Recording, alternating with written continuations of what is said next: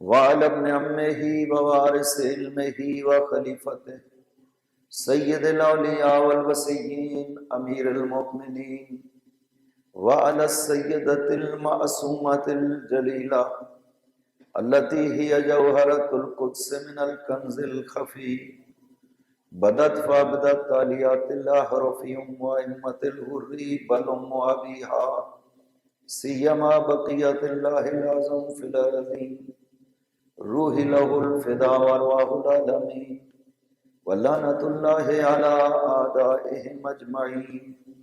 أما بعد، بسم الله الرحمن الرحيم. إنا أعطيناك الكوثر فصل لربك وانحر إن شانئك هو الأبتر. صلوات اللہ اللہم صل علی محمد وآل محمد وعجل فرجهم.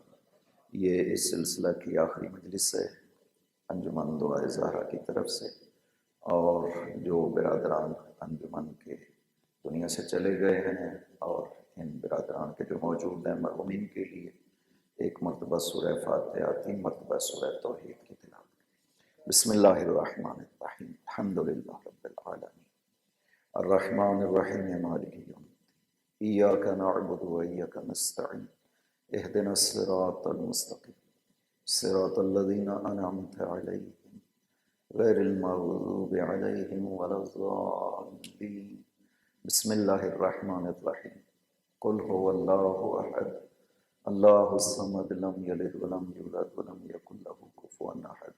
بسم اللہ الرحمن الرحیم، قل هو اللہ احد اللہ الصمد لم یلد ولم یولد ولم یکن له کفوا احد۔ بسم اللہ الرحمن الرحیم، قل هو اللہ احد اللہ الصمد لم یلد ولم یولد ولم یکن له کفوا احد۔ خدا بندہ صدقہ محمد و آل محمد جن مرحومین کا ذکر ہوا ہے ان کو اور جو حاضرین کے مرحومین ہیں سب کی مغفرت فرما، جوار معصومین میں انہیں جگہ عطا فرما۔ انجمن کے جو دوست خدمات انجام دے رہے ہیں ان کی توفیقات میں اضافہ فرما، حفظ و سلامتی عطا فرما۔ حاضرین کے بیماروں کو شفائے کامل و عاجل عطا فرما۔ ایک خاتون جو انجمن کے دوستوں میں سے ایک آغا نومی کی والدہ ہیں، سخت مریض ہیں، بار الہ بیماری ہے، سیدہ سلام اللہ علیہ کا واسطہ ہے، ان کو شفائے کامل و عاجل عطا فرما۔ بار الہ ہمارے مولا و آقا کے ظہور میں تعجیل فرما، ان کے قلب مقدس کو ہم سے راضی و خوشنود فرما، بے فضل کا و رحمت کا یا ارحم الراحمین۔ صلوات پر محمد و آل اللہم صلی اللہ ذکر مبارک ہے سیدہ سلام اللہ علیہ کا۔ خدا نے یہ توفیق دی کہ ذکر سیدہ کے لیے آپ حاضر ہو سکیں، بہت بڑا شرف ہے۔ اس ذکر کو کرنا، سننا اور بیان کرنا یہ ہمارے لیے شرف ہے۔ آل محمد کو اس کی ضرورت نہیں ہے کہ ذکر کیا جائے۔ خدا جیسے اپنے بارے میں فرماتا ہے کہ ساری دنیا اگر خدا کو مان لے تو خدا کی خدائی میں کوئی فرق نہیں پڑتا، اور اگر ساری دنیا انکار کر دے تو بھی خدا کو کوئی فرق نہیں پڑتا۔ آل محمد کو بھی پوری دنیا اگر مان لے تب بھی کوئی فرق نہیں پڑتا ان کے مقام میں، اور ساری دنیا انکار کر دے تب بھی ان کے مقام میں کوئی فرق نہیں پڑتا۔ لہٰذا ان کا ذکر کرنا ہمارے لیے شرف ہے۔ اس ذکر کے نتیجہ میں خداوند عظیم جو عظمتیں عطا کرتا ہے، نورانیت عطا کرتا ہے، مومن کو خداوند عظیم نے قرار اس طرح سے دیا ہے کہ اس کو اس ایمان کے نتیجے میں نور عطا ہوتا ہے۔ لہٰذا کہا گیا کہ المؤمن مدخلہ نور و مخرجہ نور و کلامہ نور و حکمہ نور۔ مومن جو ہے اس کا آنا جانا بیٹھنا سننا کہنا سب کا سب نور ہے، اس لیے کہ اس کا تعلق خدا نے ان ہستیوں سے قرار دیا ہے جنہیں خدا نے نور خلق کیا ہے۔ ان ہستیوں کو انسانوں کی رہنمائی کے لیے، انسانوں کی ہدایت کے لیے خدا نے نور خلق کیا ہے، اور واقعاً ان کا وجود مقدس نورانی تھا۔ جہاں پہ تھے وہاں پہ نور، اور جہاں جہاں پر آپ کا ذکر پہنچا وہاں وہاں پہ نورانیت عطا ہوئی ہے اس جگہ۔ لہٰذا یہ مجالس نور ہے، اور ابھی نہیں پتہ چلے گا لیکن قیامت کے دن ضرور پتہ چلے گا کہ یہ مجالس سے کتنی نورانیت ہے۔ جب میں نے کل عرض کیا تھا کہ تاریکی انسان کو گھیر لے گی قیامت کے دن، یہ گناہوں کی تاریکی، اعمال کی تاریکی انسان کو گھیر لے گی، وہاں پہ انسان کو نور کی اور روشنی کی ضرورت پڑے گی۔ یہ نور یہاں سے ملتا ہے جب انسان ذکر آل محمد کے لیے مجالس میں حاضر ہوتا ہے تو یہ نور ہی نور ہے۔ ایک بات ایک دفعہ حضرت امام محمد باقر علیہ السلام، اللہم صلی علی محمد و آل محمد وعجل فرجہ، معرفت عطا کرنے کی خاطر ابو بصیر سے کہا، ابو بصیر میں مسجد کے دروازے پہ کھڑا ہوں، مسجد نبوی کے، تم آنے جانے والوں سے میرے بارے میں پوچھو کہ میں کہاں ہوں۔ تو حضرت کھڑے ہو گئے اور جو بھی آیا ابو بصیر نے پوچھا، جو بھی مسجد سے نکل رہا تھا ابو بصیر نے پوچھا این محمد ابن علی، آج آپ نے امام کو دیکھا ہے؟ سب نے لا علمی کا اظہار کیا کہ نہیں ہم نے آج امام کو نہیں دیکھا ہے۔ اسی اثناء میں ابو ہارون مکفوف آپ کا صحابی جو اندھا تھا وہ آیا، اور ابو بصیر نے جب پوچھا کہ ابو ہارون آج امام کو دیکھا ہے تم نے؟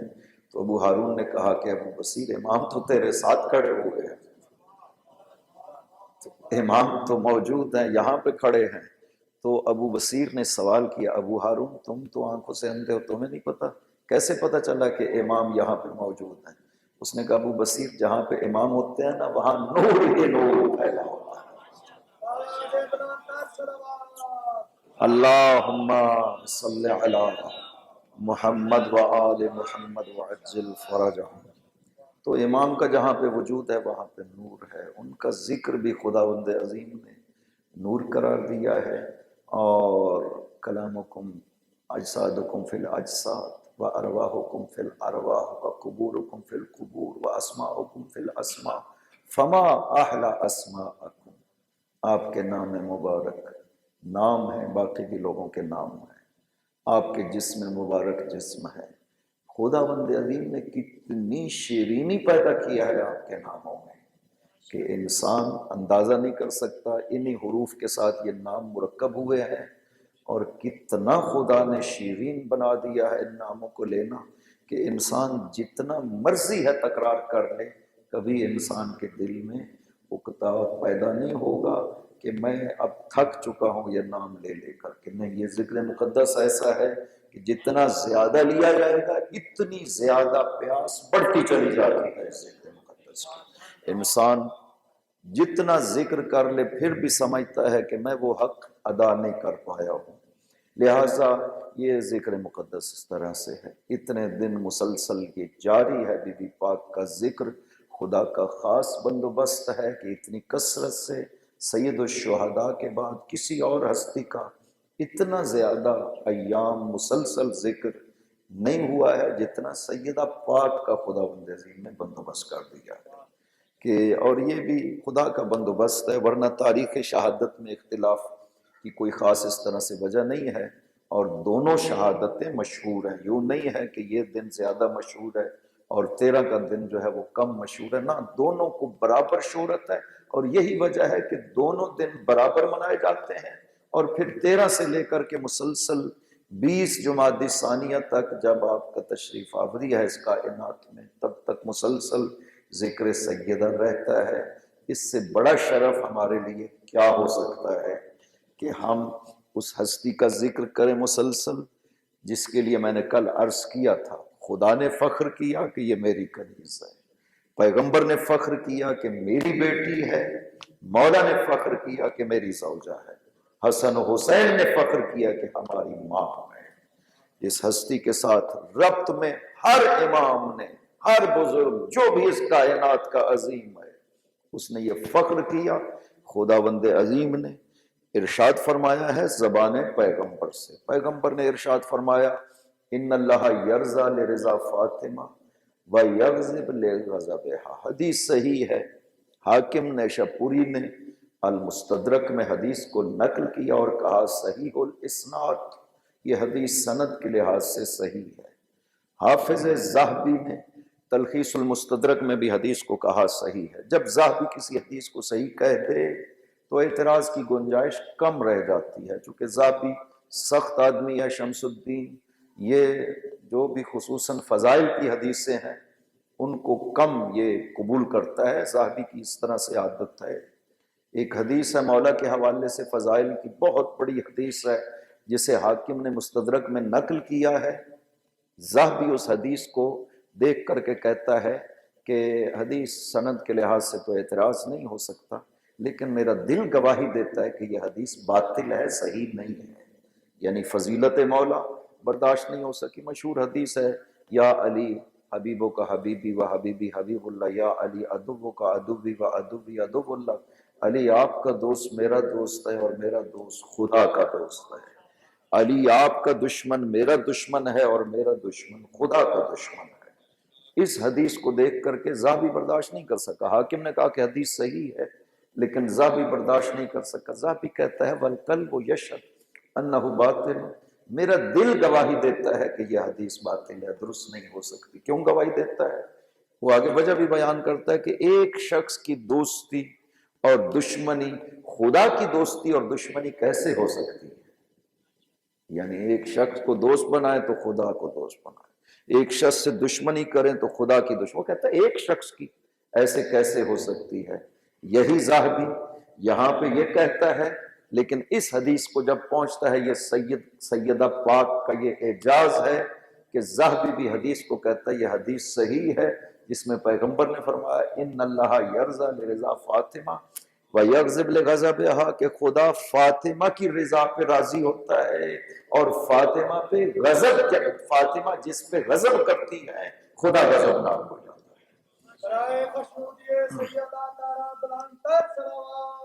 اللہم صلی علی محمد وآل محمد وعجل فرجہ۔ یہاں بھی ذہبی سے وہی سوال کرنا چاہیے کہ یہ پھر ایک شخصیت کا غضب اور رضا کیسے، خدا کا غضب اور رضا یہ کیسے ہو سکتا ہے؟ لیکن اس کا انکار نہیں کر سکا۔ اور عجیب بات ہے اس حدیث میں، سیدہ کو خداوند عظیم نے کیا عظمتیں عطا کی ہیں کہ ہر شخص کی اس کائنات میں یہ خواہش اور کوشش ہے کہ خدا مجھ سے راضی ہو جائے۔ انسان جو کام بھی کرتا ہے رضا خدا کے لیے کرتا ہے کہ خدا مجھ سے راضی ہو جائے۔ اور اس سے بھی بڑی منزل یہ ہے کہ انسان اس پہ راضی ہو جس پہ خدا راضی ہو، اور اس سے ناراض ہو جس سے خدا ناراض ہو۔ یہ بہت بڑی منزل ہے جو انبیاء کو حاصل تھی۔ انبیاء کا غیظ و غضب، انبیاء کی رضا خدا کی رضا اور غضب کے تابع تھی۔ اپنی خواہش پہ نہ کسی سے راضی ہوتے تھے نہ کسی سے ناراض ہوتے تھے۔ انبیاء اس طرح سے تھے، پاک پیغمبر اس طرح سے تھے کہ کبھی بھی اپنی ذات کے لیے وما ینطق عن الہوی ان هو الا وحی یوحی، کبھی اپنی خواہش پہ بات نہیں کی ہے۔ خداوند عظیم کی وحی کے نتیجے میں آپ ارشاد فرماتے ہیں، جو بھی فرماتے ہیں وحی خدا کے ذریعے سے ارشاد فرماتے ہیں۔ وہ ہستی بھی جب راضی ہوتی ہے تو خدا کی رضا پر، ناراض ہوتی ہے تو خدا کی ناراضگی پر، اپنی ذات کی رضا اور ناراضگی نہیں ہے، تابع ہے خدا کے رضا و غضب کے۔ یہ واحد ہستی ہے کائنات میں سیدہ کا وجود کہ جس کے لیے یہ نہیں کہا کہ سیدہ اس پہ راضی ہوتی ہیں جس پہ خدا راضی ہوتا ہے، اس سے ناراض ہوتی ہیں جس سے خدا ناراض ہوتا ہے، بلکہ یہ فرمایا جس پہ سیدہ راضی ہوتی ہے اس سے خدا راضی ہوتا ہے، جس پہ سیدہ ناراض ہوتی ہے اس پہ خدا ناراض ہوتا ہے۔ اللہ اکبر، یا رسول اللہ، یا علی، اللہم صلی علی محمد و آل محمد وعجل فرجہ۔ اس میں کوئی قید نہیں لگائی ہے پاک پیغمبر نے، خاص حالات میں سیدہ اگر راضی ہوں تو تب خدا راضی ہو، خاص حالات میں ناراض سننا کوئی قید نہیں ہے۔ مطلق رضا سیدہ، مطلق غضب سیدہ، جہاں جہاں پر رضا سیدہ ہو وہاں پہ خدا راضی ہے، جہاں جہاں پر غضب سیدہ ہو خدا ناراض ہے۔ یہاں پہ انسان اس حدیث میں جتنا غور و فکر کرتا جائے نا عظمت سیدہ کا احساس اتنا بڑھتا چلا جاتا ہے کہ نبی نہیں ہے یہ ہستی، امام نہیں ہے یہ ہستی، لیکن کتنا بڑا مقام ہونا چاہیے. اور عمر کے لحاظ سے انسان نہیں سمجھتا کہ کوئی کائنات میں آ کے اس مختصر عمر میں وہ مقامات حاصل کر لیے جائے. جیسے کوئی شخص مسلمان ہو جاتا ہے پھر بہت بڑی منزلیں اسے حاصل ہو جاتی ہیں، ایمان میں کامل ہو جاتا ہے، سلمان فارسی بن جاتا ہے، ایمان کے 10 درجے ہیں تو 10 کے 10 درجے اسے حاصل ہو جاتے ہیں. یہ وہ منزلیں ہیں جو خود حاصل کی ہیں انہوں نے.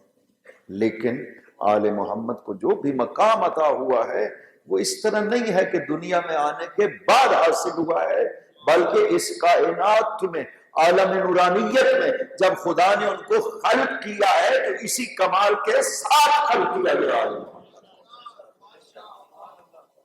اور یہی وجہ ہے کہ میں کہا کرتا ہوں کہ اگر پہچان کرنی ہے ان ہستیوں کی تو صرف اس عالم میں، اس کائنات میں ان کے وجود کو نہ دیکھیں، بلکہ 3 مرحلوں کو دیکھیں. اس کائنات سے پہلے عالم نورانیت میں ان کے مقام کو دیکھیں، اس کائنات میں آنے کے بعد دیکھیں، اور پھر اس کائنات سے جانے کے بعد دیکھیں. یہ 3 مرحلے دیکھیں گے تو تب پتہ چلے گا کہ عظمت کیا ہوتی ہے اور مقام کیا ہے خداوند عظیم نے جو عطا کیا ہے.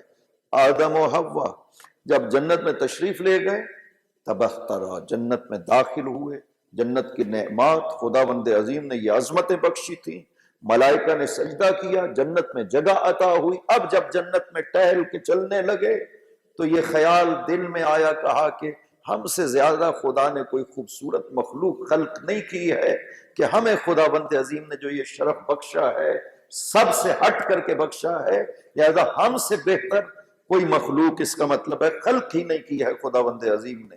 جبرائیل کو خدا نے حکم دیا کہ جبرائیل جاؤ آدم کو جنت الفردوس میں لے جاؤ اور ان ہستیوں کی زیارت کراؤ کہ جن کو میں نے خلق کیا تو آدم خلق ہوئے ہیں، اگر وہ نہ ہوتے تو آدم بھی خلق نہ کیے جاتے. یا علی یا علی. جبرائیل آئے، آدم و حوا کو ساتھ لیا، جنت الخلد میں گئے. جنت الفردوس میں جا کر کے ایک محل ہے جو یاقوت سرخ کا بنا ہوا ہے، اسے جا کر کے کھولا. سامنے جب آدم و حوا کی نظر پڑی، دیکھا ایک نور کا تخت ہے جس تخت پہ ایک مستور تشریف فرما ہے، جن کے سر پہ تاج ہے، گلے میں گلوبند ہے، کانوں میں ان کے وہ زیور ہے. اور حضرت آدم نے جب دیکھا نا ان ہستیوں کی عظمت کو تو آدم نے کہا کیا مجھ سے پہلے یہ مخلوق خلق کی گئی ہے؟ تو خدا نے ارشاد فرمایا آدم اگر یہ نہ ہوتے نا تو تم بھی خلق نہ ہوتے، جنت و جہنم کچھ بھی خلق نہ ہوتا، ان کی وجہ سے تو میں نے سب کچھ خلق کیا ہے. پوچھا یہ کون ہستیاں ہیں، مستور کون ہے؟ تو خدا نے ارشاد فرمایا کہ یہ مستور فاطمہ الزہرا ہے.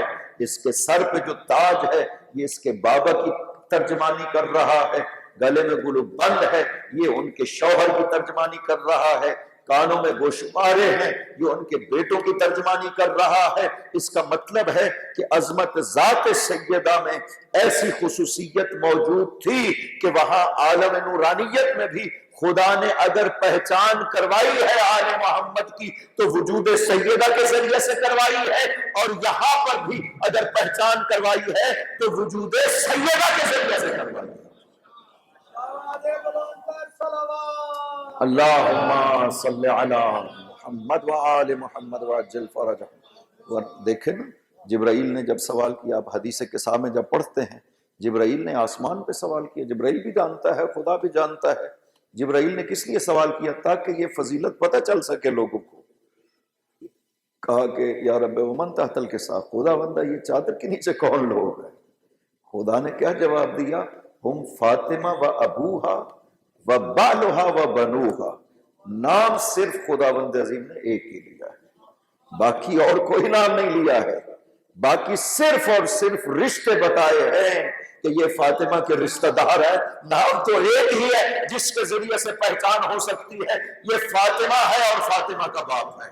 فاطمہ ہے اور فاطمہ کا شوہر ہے، فاطمہ ہے اور فاطمہ کے بیٹے ہیں، سارے کے سارے نام ایسے تھے کہ خداوند عظیم فخر سے بتا سکتا تھا یہ محمد ہے، محمد کی بیٹی ہے، داماد ہے، نواسے ہیں، بتا سکتا تھا فخر سے نام علی لے کر، نام حسن حسین لے کر، سب میں وہ کمال کی عظمتیں پائی جاتی تھی، لیکن خداوند عظیم نے ذریعہ تعریف قرار دیا ہے، نہ پیغمبر کو قرار دیا، نہ علی کو قرار دیا، نہ حسن و حسین کو قرار دیا، بتایا ہے کہ نام فاطمہ لے کر باقی رشتہ دار ہے فاطمہ کے زہرا۔ اللہم صلی علی محمد و آل محمد وعجل فرجہ۔ باقی سب رشتہ دار ہیں، بار الہ یہ تیری مصلحت ہے، تو بہتر جانتا ہے کہ اس ہستی کے وجود میں وہ کون سی عظمتیں ہیں۔ میں ایک بات کیا کرتا ہوں کہ انسان ایک عام اجتماع میں جو سب ان پڑھ لوگ موجود ہو اور ان میں سے ایک شخص میٹرک پاس ہو، پتہ چل جاتا ہے کہ یہ عالم ہے، یہ پڑھا لکھا شخص ہے۔ لیکن اگر سب علماء موجود ہوں اور ان میں ایک عالم ہو، اچھا پڑھا لکھا، اتنا جلدی پتہ نہیں چل سکتا ہے وہ باکمال شخص، لیکن چونکہ سب باکمال جمع ہیں اس ایک باکمال کا پتہ نہیں چلے گا۔ یہ ہے کائنات میں اگر کمال کسی جگہ جمع ہو جائے تو باکمال ہستی بیچ میں سے ایک ہو تو اتنا پتہ نہیں چلتا ہے، اور جہاں پہ باکمال ہستیاں کتنی موجود ہیں کہ کائنات کے سارے کمالات جمع ہوں۔ نبی ہے ختم المرسلین، پیغمبر جیسے ہستی، امام ہے سید الاوصیاء والولیین والاولیاء والاوصیاء امیر المؤمنین، اور شہزادے ہیں سیدہ شباب اہل الجنہ۔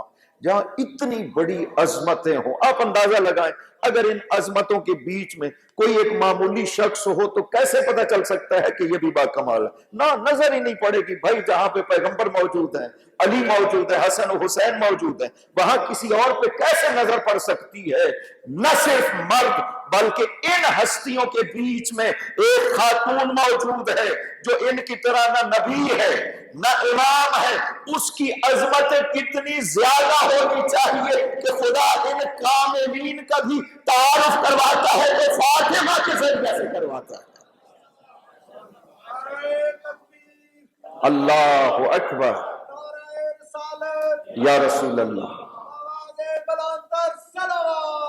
اللہم صلی علی محمد و آل محمد وعجل فرجہم۔ اس کا مطلب ہے کہ کوئی کمالات ذات سیدہ میں ایسے تھے جو ان ہستیوں کے برابر تھے۔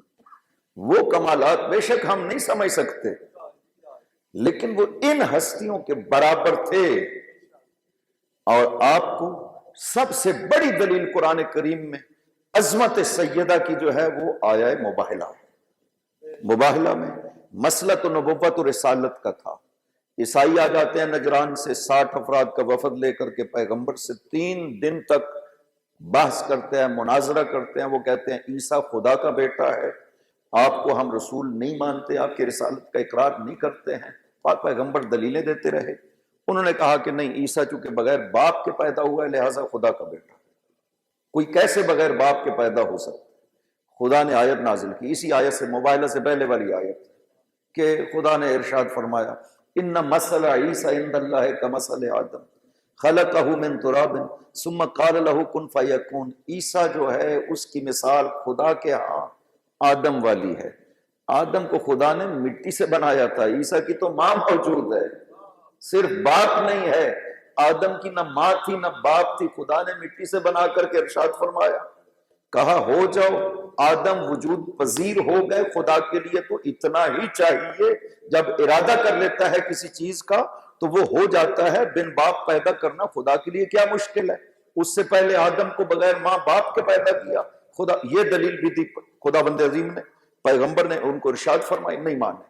جب نجران کے نصارہ نہیں مانے، خدا بند عظیم نے کہا کہ میرے نبی ان سے کہے مباہلہ کرو، مباہلہ کرو، اور مباہلہ کی آیت نازل ہو گئی، قل تعالوا ندعو ابناءنا وابناءکم ونساءنا ونساءکم وانفسنا وانفسکم ثم نبتہل فنجعل لعنۃ اللہ علی الکاذبین۔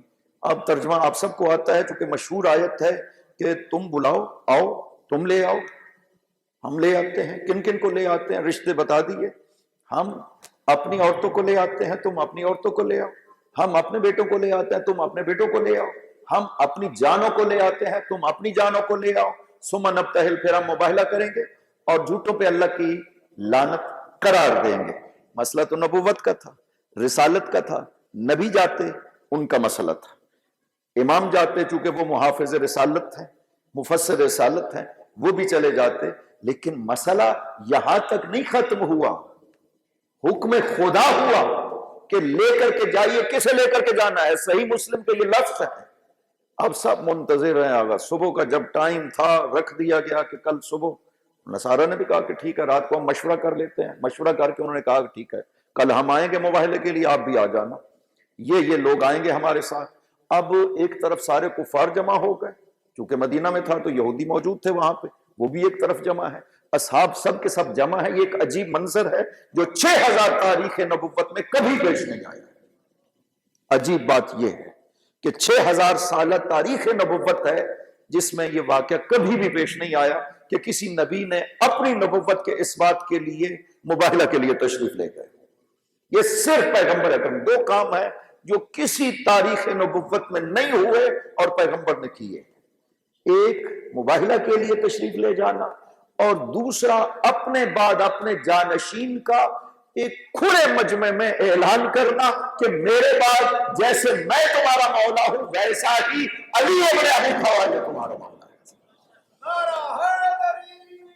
یا علی یا علی، یہ دو کام پوری تاریخ نبوت میں کبھی بھی انجام نہیں پائے، اور دونوں کام میں دیکھیں آپ، یہاں پہ آل پوری کی پوری موجود ہے، وہاں پہ آل سب موجود تھے، اعلان علی کا ہوا۔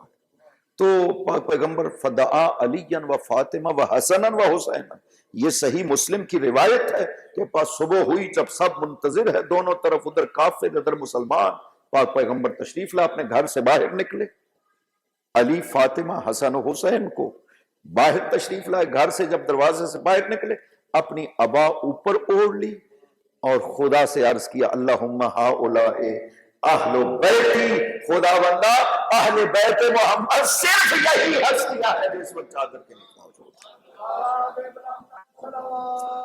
اللہم صلی علی محمد و آل محمد وعجل فرجہم۔ اب بعض روایات میں یہ بات کہی گئی ہے کہ پیغمبر نے فرمایا اذا دعوت فامنوا، جب میں دعا کروں آپ آمین کہنا، یعنی ان چار ہستیوں سے فرمایا کہ میں دعا کروں گا آپ آمین کہنا۔ یہ بات درست نہیں ہے، اگرچہ بعض روایات میں اہل سنت نے جو روایات نقل کی ہیں ان میں یہ جملے موجود ہیں، لیکن یہ بات درست نہیں ہے۔ ایک آمین کہنا ہوتا تو اور بھی مقدس افراد موجود تھے، آمین کہنے سے تو کوئی مشکل نہیں ہے نا۔ عباس موجود تھے چچا پاک پیغمبر کے، بزرگ بنی ہاشم کے، ان کو بھی ساتھ لے سکتے تھے، بزرگ اصحاب موجود تھے ان کو بھی ساتھ لے سکتے تھے، بزرگ ازواج موجود تھی ان کو بھی ساتھ لے سکتے تھے، اگر صرف آمین کہنا ہوتا۔ مومنین آپ کے ساتھ آ جائیں یا رسول اللہ، آپ کی دعا پہ آمین کہنے والے جتنے زیادہ ہوں گے اتنا بہتر ہے۔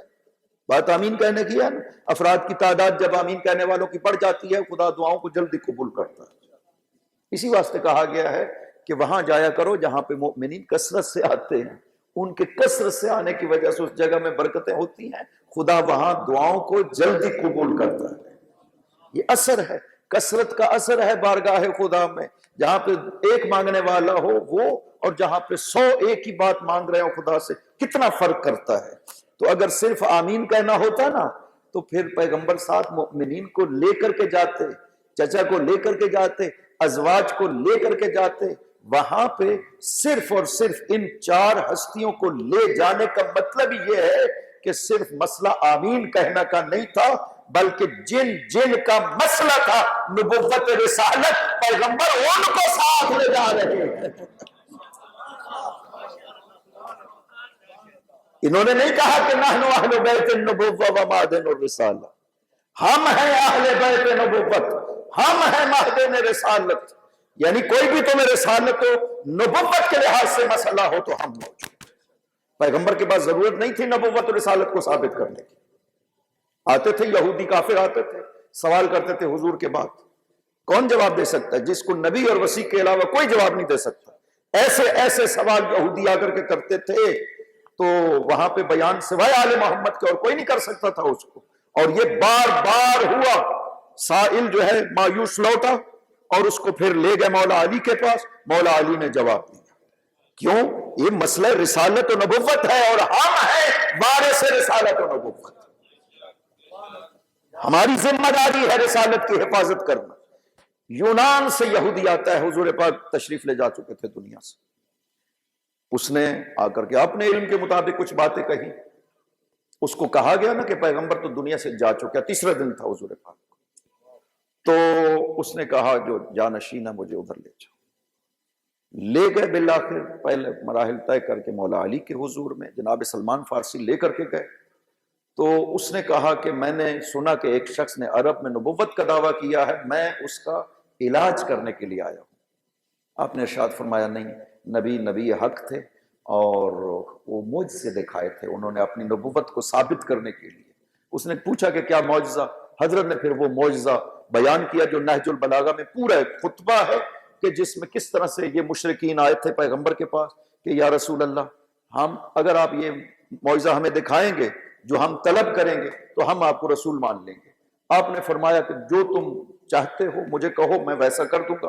انہوں نے کہا کہ آپ اس درخت کو کہیے کہ یہ چلتا ہوا آپ کے پاس آئے. یہ بات آپ نے سنی، یہ مشہور معجزہ ہے. لیکن یہ لفظ بڑے غور کے ہیں جو ابتدا میں حضرت نے ارشاد فرمائے ہیں. ایتھا الشجرہ ان کنت تؤمنین باللہ وانی رسول اللہ فانقلعی بعروقک وہاتی الی.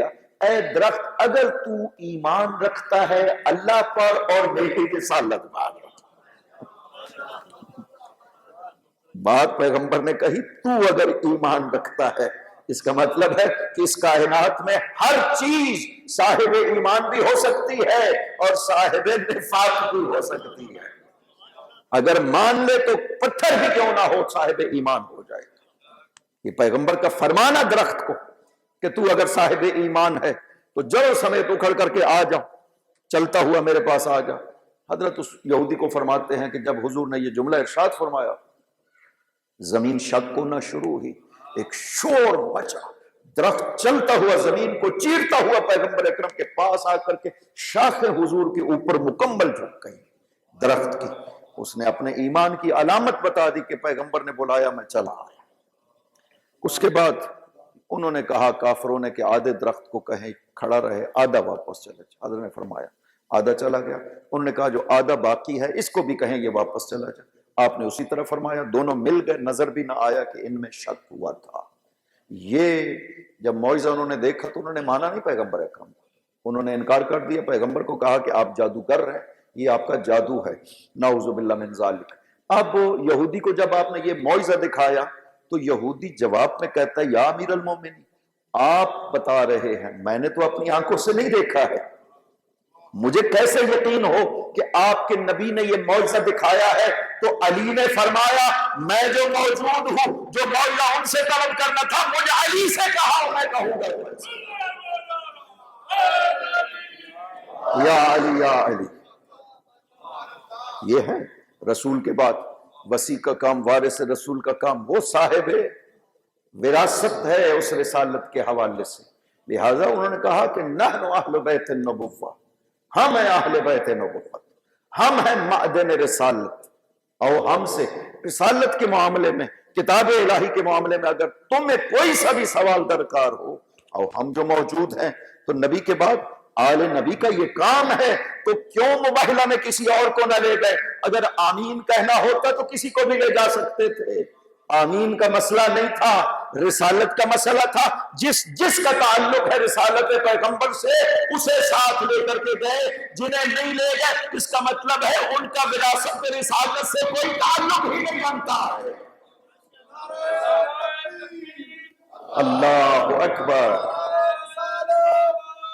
یا رسول اللہ.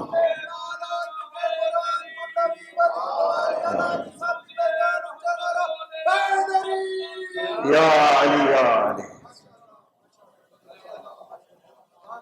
اللہم صلی علی محمد و آل محمد وعجل فرجہم. رسالت سے جن کا تعلق تھا ان کو. اور پھر آیت کے لفظوں پہ غور کریں. یہ فرمایا کہ ہم آئیں گے مقابل میں، کیا کریں گے؟ ہم مباہلہ کریں گے. ثم نبتہل، ہم مباہلہ کریں گے، یہ نہیں کہا پیغمبر نے کہ میں مباہلہ کروں گا. کہنا تو یہ چاہیے تھا نا کہ میں رسول ہوں، میں تم سے مباہلہ کروں گا، یہ نہیں کہا. کہا ثم نبتہل، ہم جتنے آنے والے ہیں ہم سب کے سب مباہلہ کریں گے. فنجعل لعنت اللہ علی الکاذبین، اور ہم قرار دیں گے اللہ کی لعنت ان پر جو جھوٹ بولنے والے ہیں. اس کا مطلب ہے یہ جتنے آنے والے تھے انہیں یہ حق حاصل تھا کہ لعنت خدا جسے چاہے عطا کر دے، رحمت خدا جسے چاہے عطا کر دے. آیت یہ کہہ رہی ہے، آیت نے یہ نہیں کہا کہ ہم دعا کریں گے خدا یا تو اپنی لعنت بھیج، یہ نہیں کہا. کہا ہم قرار دیں گے فنجعل، ہم قرار دیں گے خدا کی لعنت جھوٹوں کے اوپر. یہ لعنت کا مطلب آپ سمجھتے ہیں، یہ کوئی گالی شالی نہیں ہے. لعنت کا مطلب ہوتا ہے رحمت خدا کو روکنا. یہ ہے لعنت کہ رحمت خدا تم سے ختم ہو گئی، آج کے بعد رحمت تمہیں شامل نہیں. اس کو لعنت کہتے ہیں. اس کا مطلب کیا ہے؟ یہ ہستیاں کہہ رہی ہیں کہ ہمیں خداوند عظیم نے یہ اختیار دیا ہے کہ ہم رحمت خدا جس سے چاہیں روک لیں اور جسے چاہیں عطا کر دیں. یہ ہے فنجعل لعنت اللہ علی الکاذبین.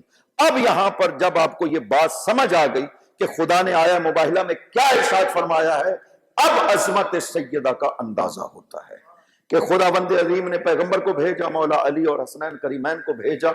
وہ صاحبان منصب تھے، وہ رسول و نبی تھے، اور یہ امام تھے بعد از پیغمبر.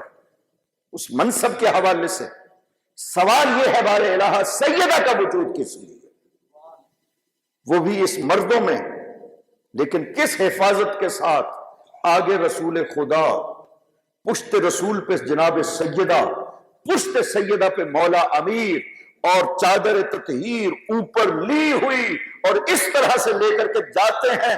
تو ان یہودیوں نے دیکھ کر کے کیا جملہ کہا تھا، ان عیسائیوں نے دیکھ کر کے یہ جملہ کہا تھا جو ان کا سردار تھا، انی لا ارا وجوہن، میں ایسے چہروں کو دیکھ رہا ہوں. اگر خدا سے کہے کہ اس پہاڑ کو اپنی جگہ سے ہٹا دے تو خدا پہاڑ کو بھی اس جگہ سے ہٹا دے گا. اگر یہ کہہ دیں گے تو وہ مانتا نہیں تھا، لیکن اسے پتہ چل گیا، دیکھ کر کے پہچان گیا کہ یہ ہستیاں جو آ رہی ہیں رحمت خدا ان کے اوپر سایہ کیے ہوئے. یہ سیدہ کا وجود خدا بندہ کس لیے قرار دیا؟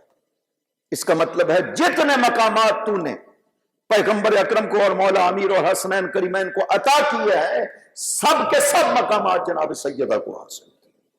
ورنہ سیدہ شریک نہ ہوتی ان تمام مراحل میں. جہاں جہاں پر خدا نے علی اور پیغمبر اکرم کا ذکر کیا وہاں پر سیدہ کا ذکر موجود.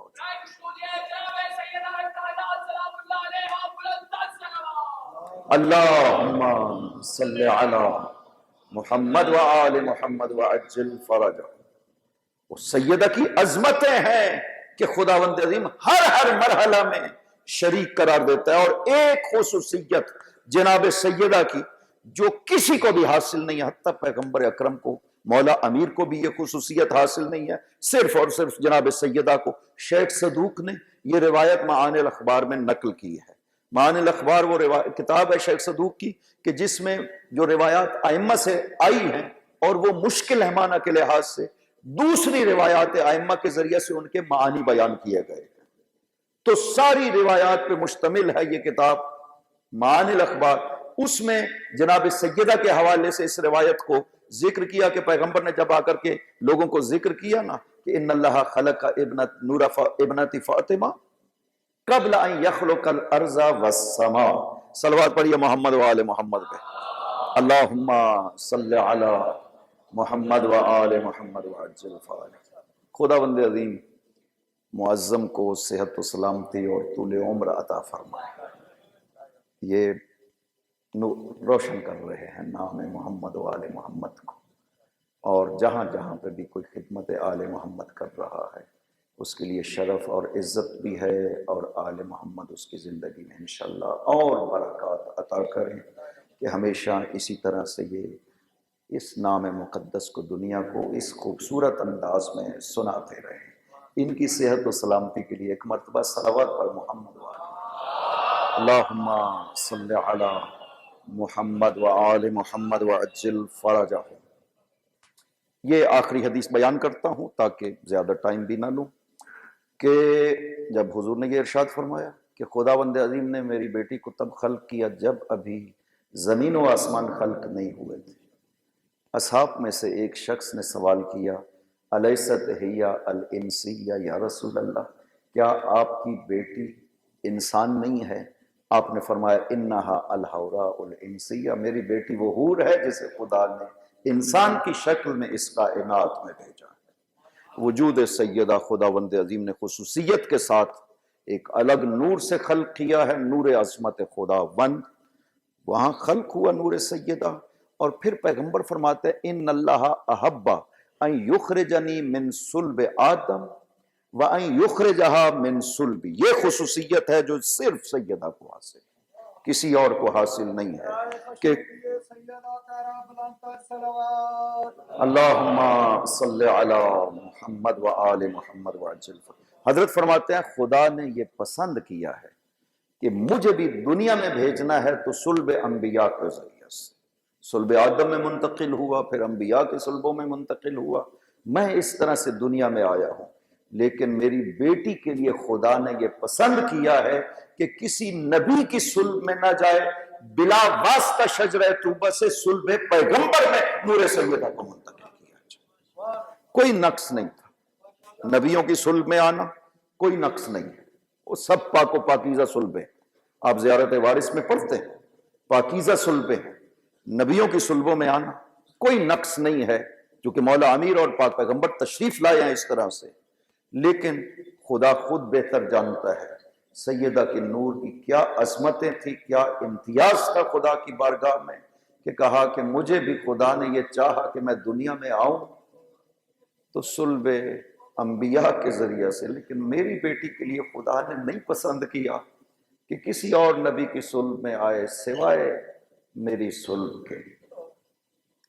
نبی کی بیٹی جب غمگین ہوتی تھی تو پیغمبر غمگین ہو جاتے تھے۔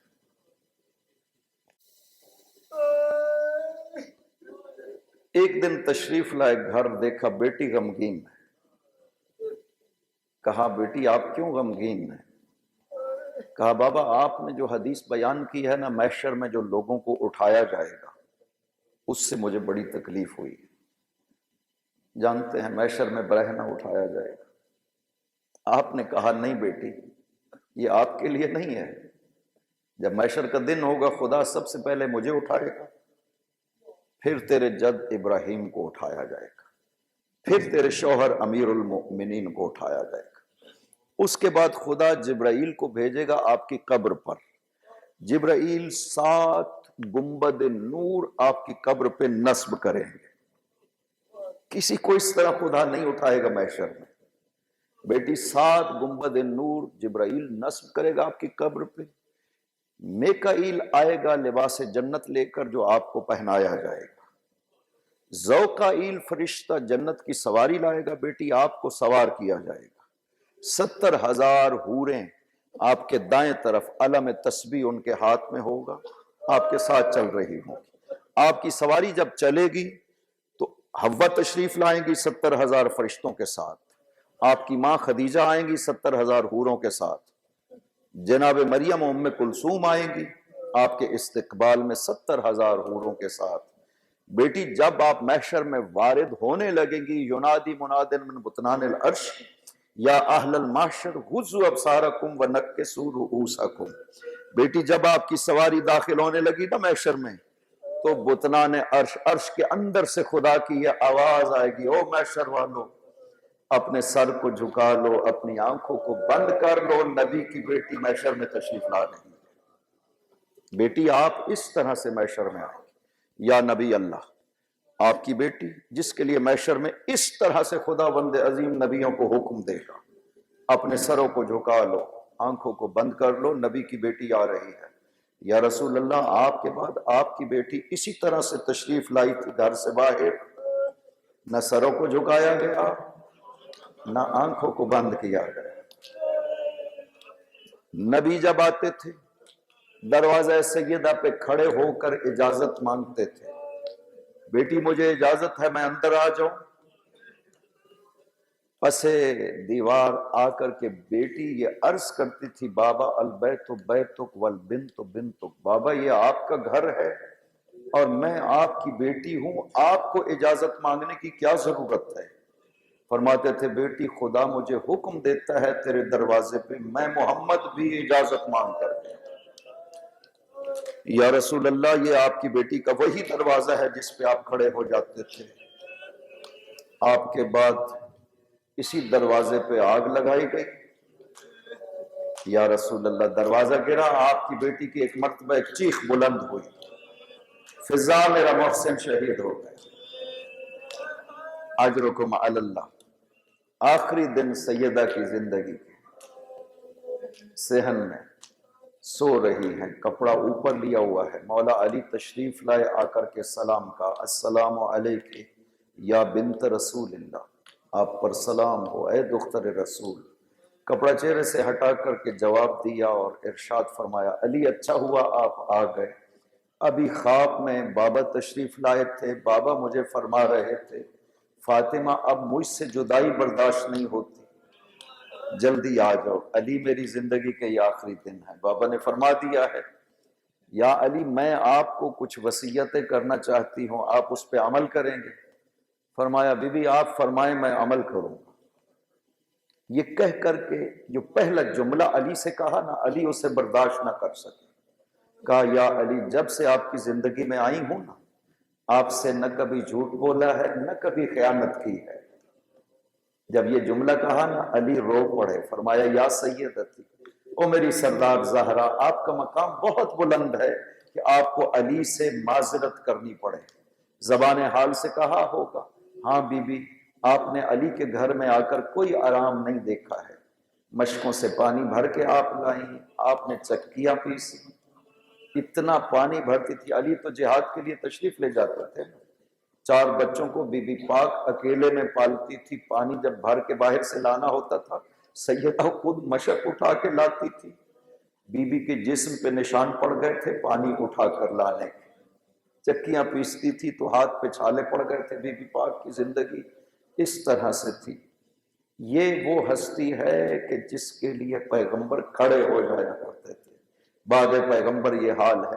جب علی رو پڑے نا بی بی کی یہ بات سن کر کے، بی بی نے علی کے آنسوؤں کو لیا، اپنے چہرے پہ مل کے کہا علی یہ مظلوم کے آنسو ہے، خدا مظلوم کے آنسوؤں کو قبول کرتا ہے اپنی بارگاہ میں اسی چہرے کے ساتھ بارگاہ خدا میں اپنے آپ کو پیش کرتی ہوں، یہ مظلوم کے آنسو ہے۔ دونوں نے ایک دوسرے کی گردن میں بازو ڈالے اور بہت گریہ کیا، اور اس کے بعد بی بی نے یہ وصیتیں شروع کی، یا علی میں دنیا سے چلی جاؤں گی، میرے بچے یتیم ہو جائیں گے، ابھی ابھی کچھ دن ہوئے ان کے نانا دنیا سے گئے، اب میں بھی چلی جاؤں گی، علی میرے بعد میرے بچوں کا خیال کرنا۔ علی کبھی کبھی رات کو میری قبر پہ آنا، آ کر کے قرآن پڑھنا۔ علی ایک رات تھے قبر سیدہ پہ، اتنا روتے تھے چہرہ رکھ کر کے قبر سیدہ پہ کہ قبر تر ہو جاتی تھی علی کے آنسوؤں سے۔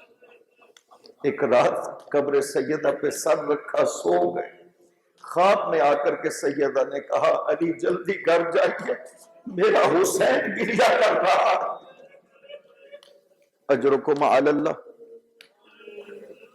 علی میں جب دنیا سے چلی جاؤں غسلنی باللیل وکفنی باللیل ودفنی باللیل، علی مجھے رات کو غسل دینا، رات کو کفن دینا، علی مجھے رات کو دفن کرنا، جنہوں نے مجھ پہ ظلم کیا ہے میرے جنازے میں وہ حاضر نہ ہو۔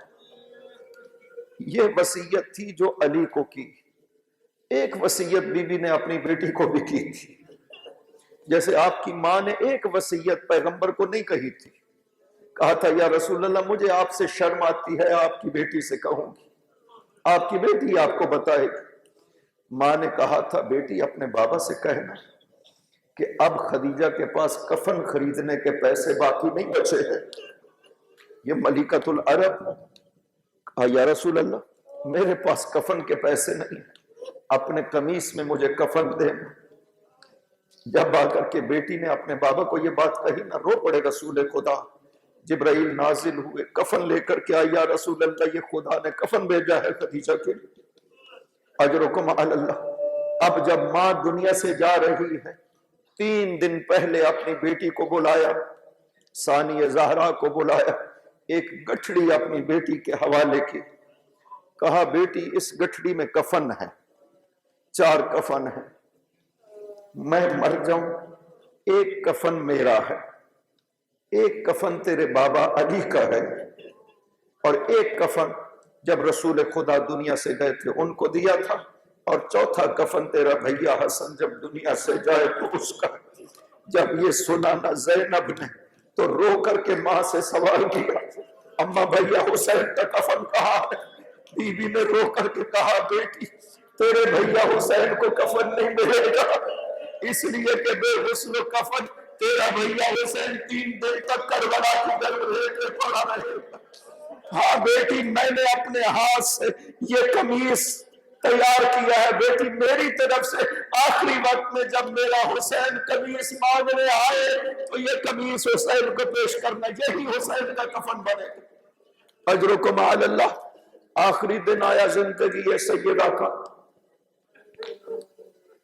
اسماء بیان کرتی کہ صبح سویرے سویرے بی بی اٹھی، میں نے کہا بی بی آج آپ کی طبیعت سنبھل گئی ہے، آج طبیعت بہتر ہے، بچوں کو تیار کیا، غسل کروایا، لباس پہنایا، بالوں میں کنگھی کی اور خود بھی غسل کیا، لباس پہنا۔ جیسے جیسے شام قریب آ رہی ہے بی بی تیار ہو گئی، مغرب کی نماز پڑھی تھی بی بی نے اور شہید ہوئی۔ رسول کی بیٹی جب شام قریب آئی اپنے دونوں بیٹوں سے کہا جاؤ میرے بیٹوں اپنے نانا کی قبر پہ اپنی ماں کے لیے جا کر دعا کرو۔ شہزادے قبر نانا پہ تشریف لے گئے، اپنی دونوں بیٹیوں کو اپنے ہمسائے کے گھر میں بھیجا، کہا اسماء میں نہیں چاہتی کہ میرا آخری منظر میرے بیٹے اور بچے دیکھے۔ اجرکم علی اللہ۔ بی بی آپ تو نہیں چاہتی تھی کہ یہ آخری منظر آپ کے بیٹے اور بچے دیکھے، آئیے نہ کربلا میں آپ کی بیٹی تلہ زینبیہ پہ کھڑے ہو کر لوگوں کو واسطے دے رہی ہے، اور لوگوں یہ جو سبا ہو رہا ہے یہ رسول کا نواسا حسین ہے، کوئی تو آؤ اسے بچاؤ۔ اجرکم علی اللہ۔ اسماء کہتی ہے نماز مغرب پڑھی، حجرہ میں تشریف لے گئی، مجھے کہا اسماء جب تک میری آواز آتی رہے سمجھنا زہرا زندہ ہے، جب آواز تسبیح ختم ہو جائے سمجھنا زہرا دنیا سے چلی گئی۔ اسماء کہتی ہے میں دروازے پہ کھڑی رہی، میں سنتی رہی، ایک مرتبہ تسبیح کی آواز جب کم ہوئی تو میں نے کان لگایا، آخری لفظ جو بی بی بول رہی تھی یہ کہہ رہی تھی خدا بندہ تجھے میرا واسطہ ہے، میری موت پہ میرے بچوں کے رونے کے اس آنسوں کا واسطہ ہے جو میری اولاد بہائے گی، بارے الہ میرے سیاہ کے گناہوں کو معاف کرنا، خدا بندہ میری اولاد کو قیامت تک کے لیے میرے سلام کرنا۔ یہ آخری لفظ بولے آواز ختم ہوئی، اسماء کہتی ہے میں داخل ہوئی، میں نے سلام عرض کیا، بی بی نے جواب نہ دیا، سر کو پیٹنا شروع کیا، گریبان چاک کیا۔ اسی اسنا میں شہزادے دوڑتے ہوئے دروازے سے داخل ہوئے، کہا میں نے دروازہ بند کیا، باہر آ کر کے شہزادوں نے یہ سوال کیا اسماء آئینہ امنا ہماری ماں کہا ہے، میں نے کہا شہزادے حجرے میں آرام کر رہی ہے۔ حسین نے رو کر کے کہا اسماء بتاتی کیوں نہیں، ہماری ماں اس وقت آرام نہیں کیا کرتی، ہمیں نانا نے بتایا جاؤ بچوں تمہاری ماں دنیا سے چلی گئی، تم یتیم ہو چکے۔ اجرکم علی اللہ۔ آئے حسن ماں کے سر کے پاس بیٹھے، حسین ماں کے قدموں کے پاس بیٹھے، وہ سر چوم رہے تھے یہ پاؤں چوم رہے تھے، حسین بار بار کہتے تھے اماں مجھ سے بات کرو میرا جگر پھٹ جائے گا میں برداشت نہیں کر پا رہا۔ اسماء آگے بڑھی، کہا شہزادو جاؤ اپنے بابا کو اطلاع دو۔ حسن و حسین آئے مسجد میں، دور سے کہا بابا ہم یتیم ہو گئے، ہماری ماں دنیا سے چلی گئی۔ علی بڑے شجاع تھے لیکن یہ جملہ جب سنا ایک مرتبہ اٹھے اور زمین پر غش کھا کر کے گر گئے اور یہ کہا کہ علی آج تنہا رہ گئے دنیا میں۔ اجرکم علی اللہ۔ آئے علی، بی بی کی وصیت پہ عمل کرنے کے لیے غسل و کفن تیاری ہو رہی ہے، چند اصحاب دروازے پہ موجود ہیں، سلمان ہے، ابو ذر ہے، مقداد ہے، असहाब मौजूद है, अली गुस्ल दे रहे हैं। सलमान बयान करते हैं कि एक मर्तबा अली के चीख करके रोने की आवाज आई। सलमान परेशान हुए कि अली जो बच्चों को मना कर रहे थे, मेरे बेटे बुलंद आवाज से न रोना, अब खुद चीखे मार कर रो रहे हैं। जब अली बाहर निकले, सलमान ने सवाल किया, मौला ये तो बताइए कौन सी मुसीबत देखी? रो करके कहा, सलमान, फातिमा बड़ी साबिर थी, आज तक अली को न बताया। अली की नजर पड़ी और दुख्तर रसूल की पसलियां टूटी हुई थी। अजरत माल्लाह। जनाजा तैयार हुआ, अली ने बच्चों को कहा, आओ बच्चों, मां से अलविदा कर लो। खुद बयान करते हैं, एक तरफ से हसन बढ़े, एक तरफ से हुसैन बढ़े। अन्नत व हन्नत व मद्दत ये गए, कहते मैंने देखा ज़हरा के बंदे कफन खुल गए, हाथों को बढ़ाया, हसन और हुसैन को सीने से लगाकर चीखे मार कर रोने लगी। हाथे की आवाज आई, अली अपने बच्चों को अलग कर लो। आसमान में हशर बपा हो गया। मौला आगे बढ़े, बच्चों को अलग कर लिया। मैं कहूँगा, मौला आपने कितने प्यार से अपने बच्चों को अलग किया। आइए न करबला में सकीना जब अपने बाबा से रुखसत हो रही है, एक मरतबा शिमर कबीला आगे बढ़ा और सकीना के रुखसार मातम हुसैन